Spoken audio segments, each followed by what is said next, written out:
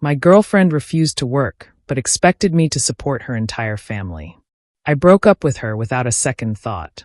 I'm 30 male, and I've always prided myself on being a hardworking and responsible person. After years of grinding away at my career, I finally reached a place where I was financially stable and even a little comfortable. I had my own apartment, a decent savings account, and enough disposable income to enjoy the occasional splurge. I thought I had everything I needed until I met my girlfriend, who I'll call G. G and I started dating 2 years ago. She was charming, beautiful, and had a way of making everyone around her feel special. At first, I thought I'd hit the jackpot. She always talked about her dreams and ambitions, painting this picture of someone who wanted to build a future with me. I was all in, but as the months went by, I began to notice cracks in the facade. Despite all her talk about career goals, G never actually made an effort to find a job. She claimed she was taking time to figure things out, but that time turned into months and then over a year. I ended up covering most of our expenses, rent, groceries, nights out, and she never offered to chip in. The first big red flag came when she asked me to lend her brother money. He's going through a rough patch, she said, batting her eyelashes. It's just $1,000. You're doing so well, and it would mean so much to me. I hesitated, but ultimately gave in. I rationalized it as helping out someone in need, but deep down, I felt uneasy. Her brother never paid me back, and G didn't seem to care. He's family, she said with a shrug, as if that excused everything. Things escalated when G started talking about her parents. They're struggling too, she said one evening. The house needs repairs, and they're behind on some bills. Maybe you could help them out a little. I stared at her, stunned. You want me to support your entire family now? She rolled her eyes. It's not like I'm asking you to do it forever. Just until they get back on their feet. I felt trapped. I didn't want to be the bad guy, but I also couldn't ignore the growing sense that G was taking advantage of me. Still, I agreed to help with a couple of small expenses, hoping it would end there. It didn't. The final straw came during a family dinner at her parents' house. Her father pulled me aside and said, G mentioned you're doing really well financially. We were wondering if you'd be willing to invest in a business idea I've been working on. I was floored. Not only had G been talking about my finances behind my back, but now her family was treating me like a cash machine. I'll think about it, I said, trying to keep the peace. But inside, I was furious. On the drive home that evening, I confronted G. Why did you tell your family about my finances? I demanded. That's private. She shrugged, completely unbothered. What's the big deal? They're my family. I thought you'd want to help them out. Help them out? Gee, I'm already covering all our expenses. I lent your brother money I'll probably never see again. And now your dad is asking me to invest in some business idea? This is getting out of hand. Her expression shifted, and she crossed her arms defensively.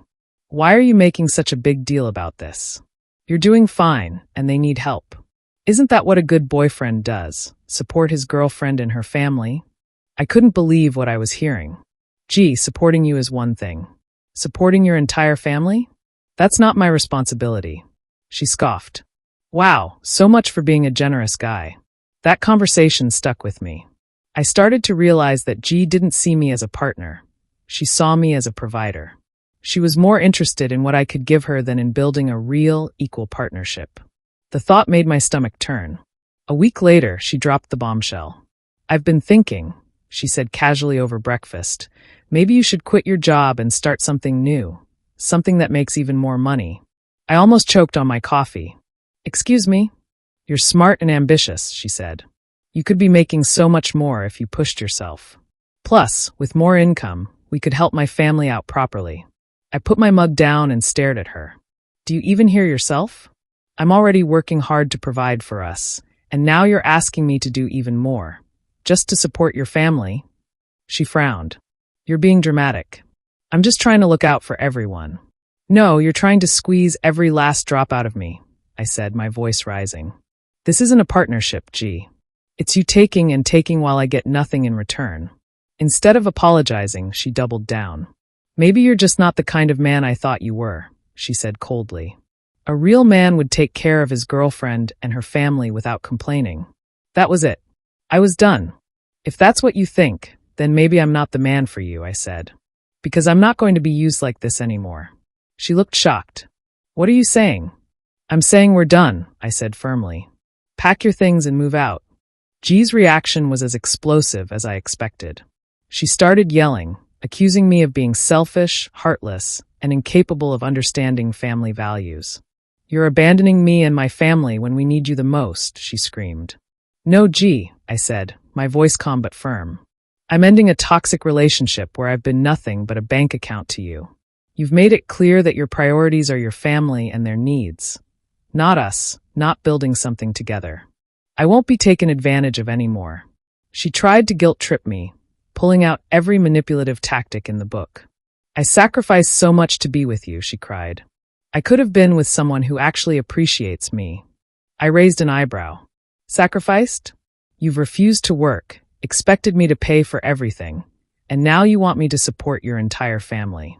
What exactly have you sacrificed? Her face flushed with anger, and she stormed out of the room. I could hear her slamming doors as she packed her things. Part of me expected her to try one last ploy to manipulate me into changing my mind, but she surprised me by leaving without another word. Over the next few days, she tried to turn our mutual friends against me. She told them I was stingy and abusive, painting herself as the victim of a cruel, ungrateful boyfriend. Fortunately, most of them saw through her lies. A few even reached out to tell me about things she had said behind my back during our relationship, complaining about how I wasn't doing enough for her family, even while I was footing the bill for everything.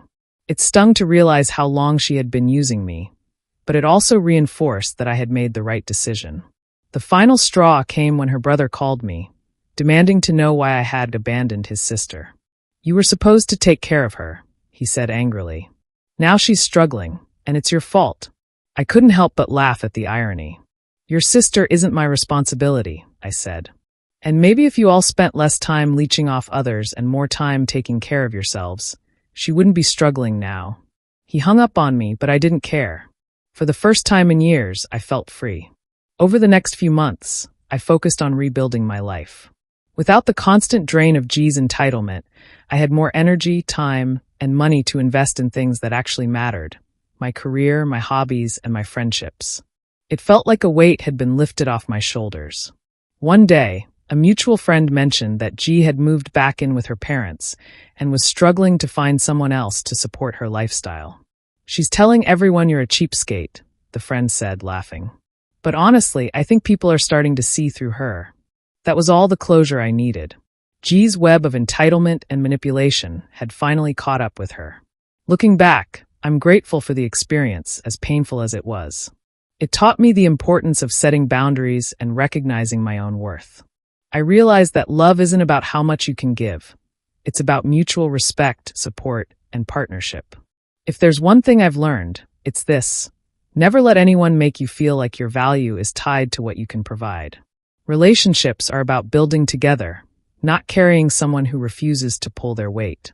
If you've ever dealt with a toxic partner who tried to take advantage of your generosity, hit that subscribe button.